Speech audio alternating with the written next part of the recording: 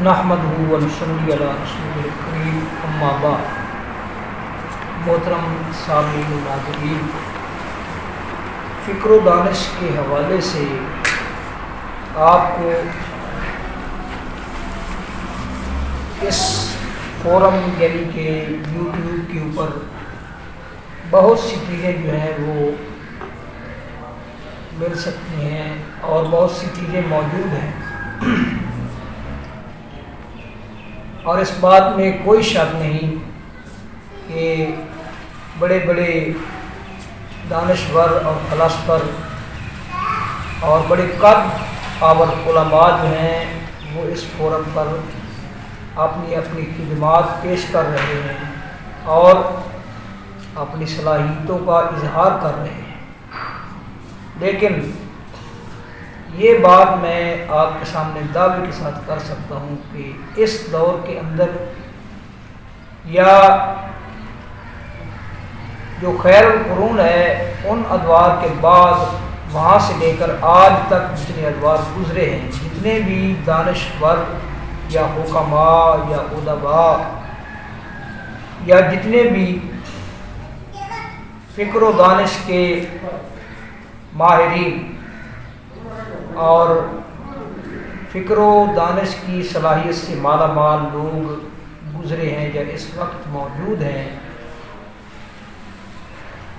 ان کی باتیں سود مند اور فائدہ مند ضرور ہوں گی، اور ان کے اندر بہت سے ایسے نظائر ہوں گے اور بہت سے ایسے فوائد ہوں گے جو ہمارے لیے تشفی اور تسلی کا باعث بن سکتے ہیں، لیکن میں یہ بات دعوے کے ساتھ کر سکتا ہوں کہ جس شخصیت کا کلام ہم آپ کے سامنے پیش کر رہے ہیں، تمام کے تمام فلاسفر اور دانشور اس شخصیت کے سامنے ایج ہیں، تمام مل کر بھی ان کا مقابلہ نہیں کر سکتے، اور مجھے یہ کہنے میں کوئی بات نہیں ہے کہ کم از کم جس دور میں وہ خلیفۃ المسلمین بنے اس دور میں ان کے پائے کا عالم اور ان کے پائے کی شخصیت روئے زمین پر نہیں تھی۔ میری مراد علی رضی اللہ تعالی عنہ، جن کے کلام نے بڑے بڑے جو ادیب گزرے ہیں عرب سرائے دہر میں، ان کے کلاموں کو بے اثر کر دیا، بے بکت کر دیا۔ تو ایک برتری اس کلام کو اس اعتبار سے بھی ہے کہ انہوں نے جو کلام کرنا ہے، جس موضوع پر بھی جو باتیں انہوں نے اپنی زبان مدحت بیان سے صادر کرنی ہیں، ان باتوں کا محور جو ہے وہ ہے اللہ وحدہ لا شریک نے جو انہیں صلاحیت بخشی ہے، اور اللہ تبارک و تعالی نے آسمان سے جو نازل فرمایا ہے وحی کی صورت میں، ان کا کلام وحی کا ترجمان ہے، اور وہ وحی الہی کی جو لذتیں ہیں اور شیرینیاں ہیں اور وحی الہی کی جو حلاوتیں ہیں وہ ان کے کلام کے اندر موجود ہیں۔ اس لیے کوئی دوسرا کلام ما سوائے آفاقی کلام کے، سماوی کلام کے، کوئی کلام ان کے کلام کا مقابلہ نہیں کر سکتا۔ اس لیے ہماری یہ گزارش ہے کہ بجائے اس کے کہ آپ جو بالکل ایسی چیزیں ہیں، بے شمار تو ایسی چیزیں ہیں جو بالکل ہی بیکار ہیں بلکہ انسان کو بھی بیکار بنا دینے والی ہیں، ان سے روگرداں ہو کر اعراض کر کے آپ اس طرف توجہ دیں، انشاءاللہ العزیز اس میں بڑا فائدہ ہے۔ تو آج ہم آپ کے سامنے جو خطبہ پیش کرنے والے ہیں وہ خطبہ نمبر نہج البلاغہ کے اندر وہ خطبہ ہے خطبہ نمبر 84۔ اس کے اندر بھی انہوں نے نصیحت کے حوالے سے اور وصیت کے حوالے سے انہوں نے بہت ہی جاندار اور دلگیر انداز میں ہم تک وہ پیغام پہنچایا ہے جو پیغام کے انہوں نے قرآن اور حدیث سے سمجھا ہے۔ وہ فرماتے ہیں قد عالم السرائر وخابر الضمائر، اللہ تبارک و تعالیٰ کے بارے میں فرما رہے ہیں کہ اللہ تعالیٰ رازوں کو اور دل کے اندر پوشیدہ، دلوں کے اندر مخفی اور مستور جو نیتیں ہیں وہ ان نیتوں سے واقف ہے، وہ رازوں سے واقف ہے اور نیتوں سے واقف ہے۔ وَلَهُ الْإِحَاطَةُ بِكُلِّ شَيْءٍ، اور اللہ تبارک و تعالیٰ نے ہر ایک چیز کا احاطہ کر رکھا ہے۔ وَالْغَلَبَةُ لِكُلِّ شَيْءٍ، اور ہر ایک چیز پر اللہ تبارک و تعالیٰ کی ذات کو غلبہ حاصل ہے۔ وَالْقُوَّةُ وَلَا كُلِّ شَيْءٍ، اور وہ ہر ایک چیز کے اوپر قوت، طاقت اور اختیار رکھتا ہے۔ جب آپ کسی کو متوجہ کرنا چاہتے ہیں اور کسی کی خیر خواہی کرنا چاہتے ہیں اور کوئی سبق آپ اس کو ازبر کرانا چاہتے ہیں تو اس سے پہلے اللہ تبارک و تعالیٰ کے جو کمالات ہیں اور جو اس کے وسیع تر اختیارات ہیں اور اس کی جو بے حد و حساب خوبیاں ہیں، ان کا ذکر اس لیے ضروری ہوتا ہے تاکہ جو سامع ہے، جو سننے والا ہے، وہ بات پر توجہ کرے۔ اللہ وحدہ لا شریک کی ذات کا ذکر خیر کر کے اس کے بعد مدعا بیان کرنا، اس کا مقصد یہ ہے کہ اللہ کا بندہ جو ہے سب سے پہلے وہ اپنے دل کے اندر اللہ تبارک و تعالیٰ کا جو جلال ہے، اس کی جو عظمت ہے، اس کی عظمت اور اس کے جلال کو جگہ دے تاکہ اس کا دل جو ہے وہ پوری طرح مدعا کی طرف اور بات کی طرف متوجہ ہو جائے۔ تو وہ فرماتے ہیں کہ اس کی قوت جو ہے وہ ہر چیز کے اوپر حاوی ہے۔ فَلْيَعْمَلِ الْعَامِلُ مِنْكُمْ فِي أَيَّامِ مَاهِلِهِ، تم میں سے ہر ایک عمل کرنے والا جو ہے وہ اپنے مہلت کے دنوں میں عمل کرے۔ قبل ارحاق اجلہ، اس سے پہلے کہ اس کی اجل، اس کی مدت مقررہ جو ہے وہ اس کو پوری طرح گھیر دے۔ اللہ تبارک و تعالی نے فرمایا الحمدللہ الذی خلق السماوات والارض وجعل الظلمات والنور ثم الذین کفروا بربهم یعدلون هو الذی خلقکم من طین ثم قضى اجلا وَأَجَلٌ مُّسَمًّى عِندَهُ ثُمَّ أَنتُمْ تَمْتَرُونَ۔ یہ جو مدت مقررہ کا جو مضمون ہے نا، یہ قرآن مجید میں جا بجا بکھرا پڑا ہے۔ تو وہ فرماتے ہیں اس سے پہلے کہ جو تمہاری مدتیں مقرر ہیں اللہ وحدہ لا شریک کے علم میں، وہ مدتیں تمہیں گھیر لیں اور تمہاری زندگی کا سفر تمام ہو جائے، اس سے پہلے ہر آدمی کو چاہیے کہ وہ اپنے مہلت کے دنوں میں عمل کرے۔ وفی فراغہ قبل اوان شغلہ، اور فراغت کے دنوں میں، شغل کے اوقات، مصروفیت کے اوقات سے پہلے فراغت کے دنوں میں وہ عمل کرے۔ وفی متنفسہ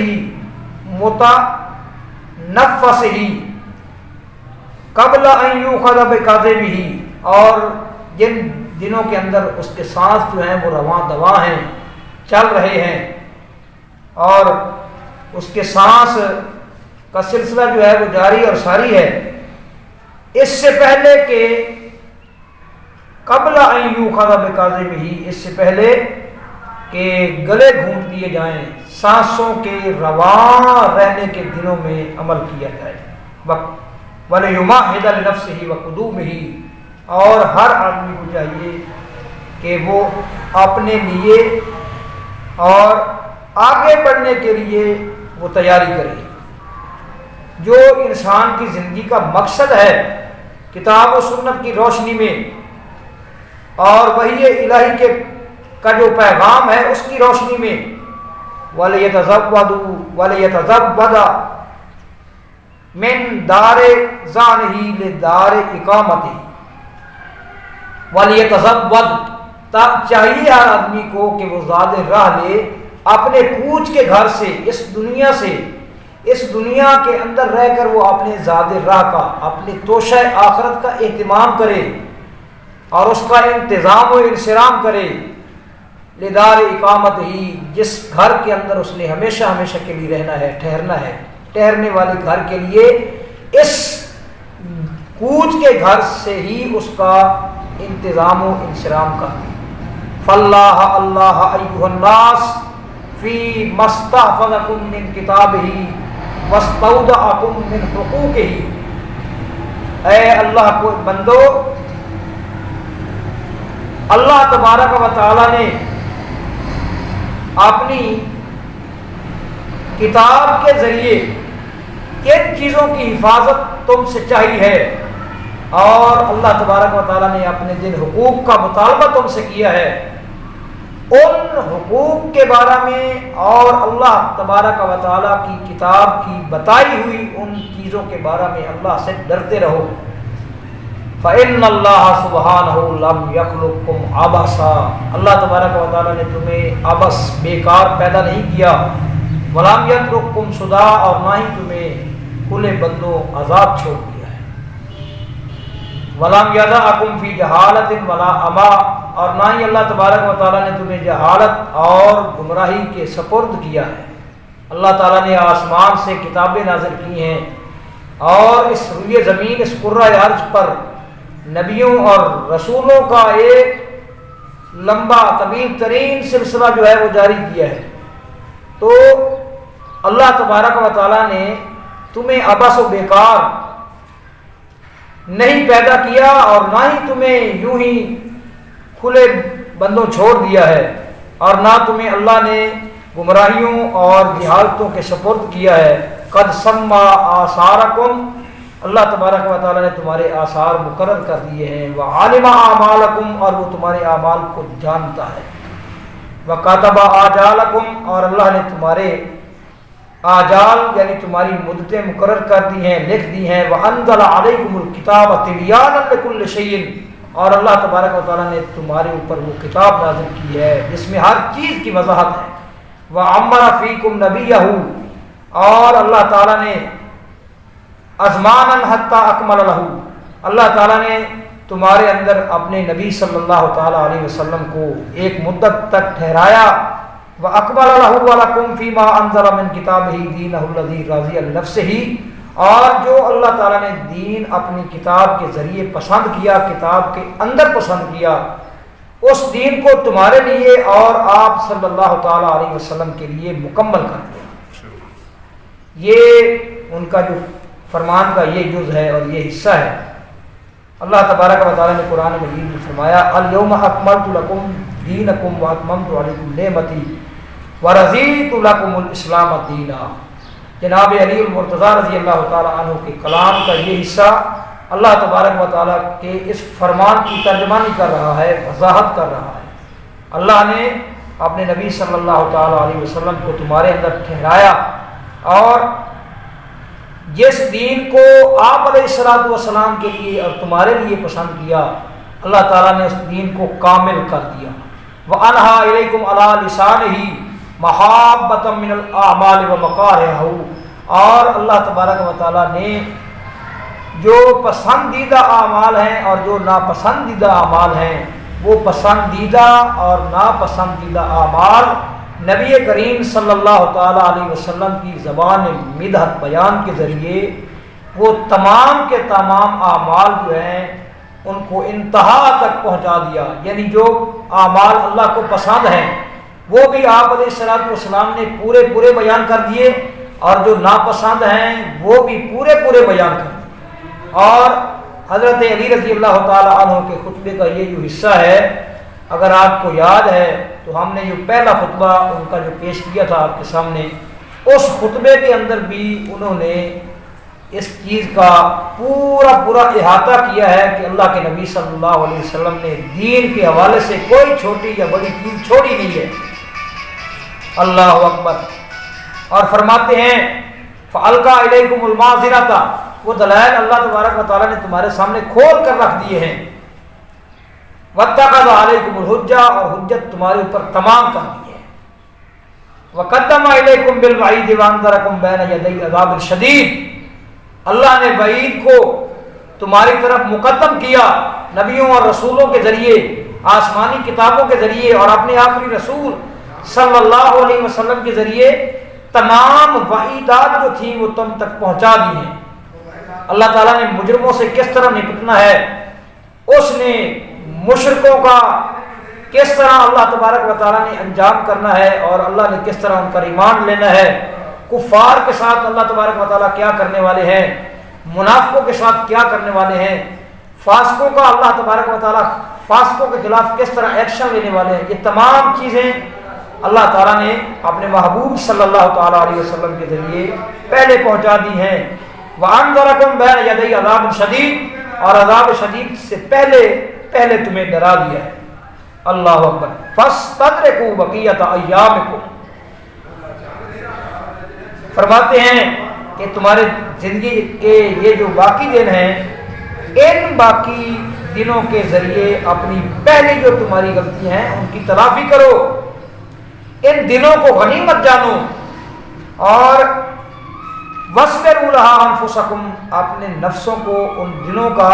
متحمل بناؤ۔ فَإِنَّهَا قَلِيلٌ فِي كَثِيرِ الْأَيَّامِ الَّتِي تَكُونُ مِنْكُمْ فِيهَا الْغَفْلَةُ وَالتَّشَاغُلُ عَنِ الْمَوْعِظَةِ، فرماتے ہیں کہ موعظت، پند و نصیحت سے کنارہ کش رہ کر اور غفلت کے اندر مبتلا ہو کر جو دن تم نے گزارے ہیں، بہت سے دن، ان دنوں کے مقابلے میں یہ باقی دن جو رہ گئے ہیں یہ بہت تھوڑے ہیں۔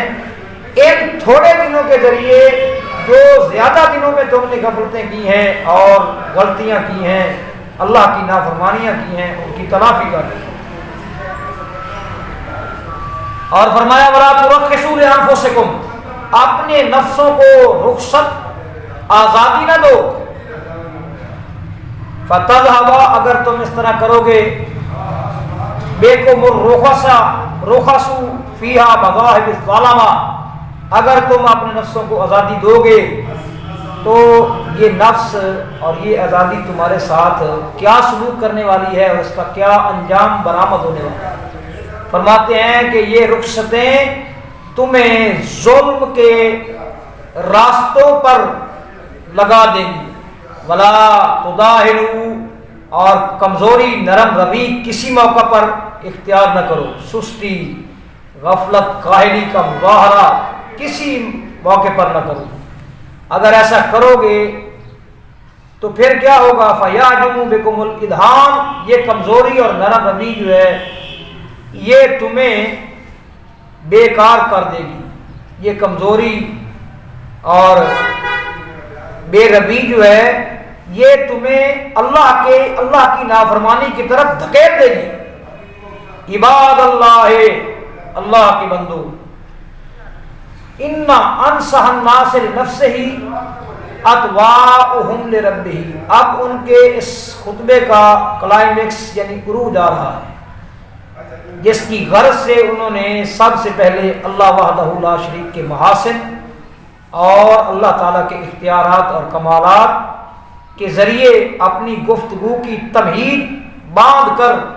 ہمارے دلوں کو کھٹکھٹایا ہے، جھنجھوڑا ہے۔ وہ فرماتے ہیں اللہ کے بندو، لوگوں میں سے اپنی نفس کا سب سے زیادہ خیر خواہ کون ہے؟ اتواؤہم لربہ، جو اللہ وحدہ لا شریک کا سب سے زیادہ مطیع ہے۔ وَإِنَّ أَغَشَّهُمْ لِنَفْسِهِ آسَاهُمْ لِرَبِّهِ، اور اپنے نفس کو سب سے بڑا دھوکے دینے والا، اپنے آپ کے لیے سب سے بڑا چیٹر اور سب سے بڑا دھوکے باز آدمی کون ہو سکتا ہے؟ جو اپنے رب کی نافرمانی کرتا ہے۔ وَالْمَغْبُونُ مَنْ غَبَنَ نَفْسَهُ، اور فریب خوردہ انسان ہے وہ جو اپنے نفس کو فریب دیتا ہے، جس طرح کہ آج ہم نے اپنے نفس کو فریب دے رکھا ہے، ہم نے کس طرح اپنے نفسوں کو فریب دے رکھا ہے، اس طرح فریب دے رکھا ہے ہمارے ذہن میں شیطان نے یہ خناس سما دیا ہے کہ ابھی تمہاری بڑی عمر پڑی ہے، ابھی تک مزید جو ہے وہ نماز پڑھنے کی ضرورت، ابھی بڑی عمر پڑی ہے، ابھی حلال اختیار کرنے کی ضرورت نہیں ہے، ابھی حرام سے بچنے کی ضرورت نہیں ہے، ابھی شرک سے دور ہونے کی ضرورت نہیں ہے، بڑی عمر پڑی ہے۔ جو ہے نا وہ جب ہم سمجھیں گے کہ ہماری عمر ڈھل رہی ہے، جوانی جو ہے وہ مزحمل ہو رہی ہے، تو ہم اس طرح متوجہ ہو جائیں گے۔ یہ سب سے بڑا دھوکہ ہے اپنے آپ کو، جو کل کے دن میں بلکہ جو آج کی صبح اور آج کی دوپہر جو بندے فوت ہوئے ہیں وہ بھی یہ سمجھ رہے تھے کہ ہم نے ابھی تک بڑا لمبا عرصہ زندہ رہنا ہے، لیکن موت نے آ کر دبوچ لیا۔ سب سے بڑا دھوکہ ہے، اور ہم نے یہ دھوکے اپنے آپ کو کئی اعتبار سے دے رکھے۔ اللہ اکبر۔ والمغبوط من سالم له دینہ، اور قابل رشک آدمی کون ہے؟ دیکھیں الفاظ، دیکھیں کتنے وزنی الفاظ ہیں، کتنے گراں بار اور کتنے وزنی الفاظ ہیں۔ اس لیے میں نے آپ کو کہا ہے کہ آپ کو اس یوٹیوب کے اس فورم پر بڑے بڑے فلاسفر اور دانشور مل سکیں گے، مگر علی المرتضیٰ رضی اللہ تعالی عنہ تمام کے تمام فلاسفر ملا کر بھی ان کی زندگی کے 1 گھنٹے کا مقابلہ بھی نہیں کر سکتے، اور ایسا کلام اور ایسی فکر آپ کے اندر نہیں پیدا کر سکتے جس طرح وہ ان کو اللہ نے صلاحیت دی ہے۔ وہ فرماتے ہیں کہ قابل رشک آدمی ہے وہ جو اپنے دین کو سلامت رکھتا ہے، وَالسَّعِيدُ مَنْ وَعِدَ بِغَيْرِهِ، اور خوش بخت آدمی وہ ہے جو اپنے غیر کے علاوہ جو ہے نا وہ وصیت پکڑتا ہے، کسی کو مصیبت میں دیکھتا ہے، کسی کو اللہ کی ناراضگی میں دیکھتا ہے، کسی کو اللہ کے عذاب میں گرفتار ہوا دیکھتا ہے تو وہ اپنے آپ کو راہ راست پر لے آتا ہے۔ وَالشَّقِيُّ مَنْ انْخَضَعَ لِهَوَاهُ وَغُرُورِهِ، اور وہ بندہ بدبخت ہے جو اپنی خواہشات اور دھوکے میں مبتلا ہو کر، جو بندہ دھوکہ کھا جاتا ہے، فریب کاریوں میں مبتلا ہو کر اور خواہشات میں مبتلا ہو کر جو دھوکے کا شکار ہو جاتا ہے، وہ بندہ بدبخت ہے۔ وَاللَّهُ أَنَّ يَسِيرَ الرِّيَاءِ شِرْكٌ، فرماتے ہیں کہ تھوڑا سا جان لو، تھوڑی سی ریا بھی شرک ہے۔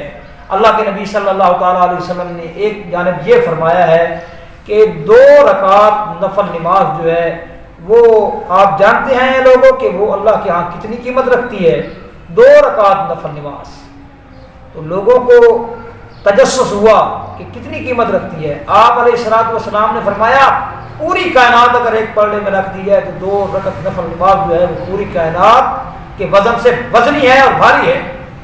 اور یہ بھی آپ علیہ الصلوۃ والسلام نے فرمایا کہ اگر کوئی بندہ شرک، تم سمجھتے ہو کہ لازمی طور پر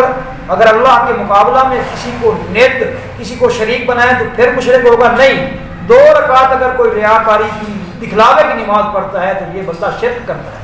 اور حضرت علی رضی اللہ تعالیٰ عنہ فرماتے ہیں کہ تھوڑی سی ریا جو ہے وہ شرک ہے۔ وَمَجَالَسَةَ أَهْلِ الْهَوَىٰ مَنْسَاتٌ لِلْإِيمَانِ، اور اہل ہوا جو ہیں، خواہشات کے بندے جو ہیں، ان کی ہم نشینی اختیار کرنا، ان کی مجلس اور سوسائٹی اختیار کرنا، فرماتے ہیں کہ یہ ایمان کو بھلا دینے والی چیز ہے۔ اور وَمَعْذَرَةٌ لِلشَّيْطَانِ، اور شیطان کو دعوت دینے والی، شیطان کو حاضر کرنے والی چیز ہے یہ۔ جانب الکاذبہ، جھوٹ سے الگ رہو، فَإِنَّهُ مُجَانِبٌ لِلْإِيمَانِ، یہ انسان کو ایمان سے دور کر دیتا ہے۔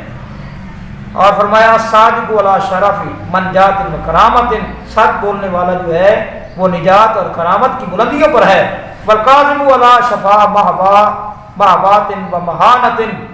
اور جو جھوٹ بولنے والا ہے وہ رسوائی اور ذلت کے کنارے پر ہے۔ ولا تحاسدوا، حسد کبھی نہ کیا کرو، فإن الحسد یاکل الایمان، حسد ایمان کو کھا جاتا ہے، کما تاکل النار الحطب، جس طرح کہ آگ لکڑی کو کھا جاتی ہے۔ اور فرمایا اعلموا ان العمل یصلح العقل، فرماتے ہیں کہ یہ آرزوئیں جو ہے نا، یہ امیدیں، یہ عقل کو محو کر دیتی ہیں، عقل کو کمزور کر دیتی ہیں، صاحب کا نسیان کا شکار بنا دیتی ہیں۔ امیدیں کہ ہم اتنی دولت جمع کریں گے، آج میرا اتنا بینک بیلنس ہے، آئندہ سال اتنا ہوگا، آج اتنی زمین ہے، آئندہ سال اتنی ہوگی، آج کاروبار کا دائرہ اس قدر وسیع ہے، کل اتنا ہو جائے گا. یہ امیدیں اور آرزویں اور تمنائیں جو ہیں یہ عقل کو ظاہر کر دیتی ہیں. وَيُنْسِئُ الذِّکْرَ، اور اللہ کی یاد کو بھلا دیتی ہیں. فرمایا مَا كَاذِبُ الْعَمَلَ فَأَكْذِبُ الْعَمَلَ فَإِنَّهُ غُرُورٌ وَصَاحِبُهُ مَغْرُورٌ. فرماتے ہیں کہ امیدوں کو آرزوؤں کو جھٹلا دو، بے شک یہ ایک دھوکہ ہے، اور امیدوں میں مبتلا ہو دینے والا جو ہے وہ سب سے بڑا فریب خوردہ انسان ہے. یہ تھا خطبہ نمبر 84 نہج البلاغہ جناب علی المرتضیٰ رضی اللہ تعالی عنہ کا کلام. اللہ سے دعا ہے کہ اللہ ہمیں ان باتوں کے اوپر توجہ دینے کی اور ان پر عمل کرنے کی توفیق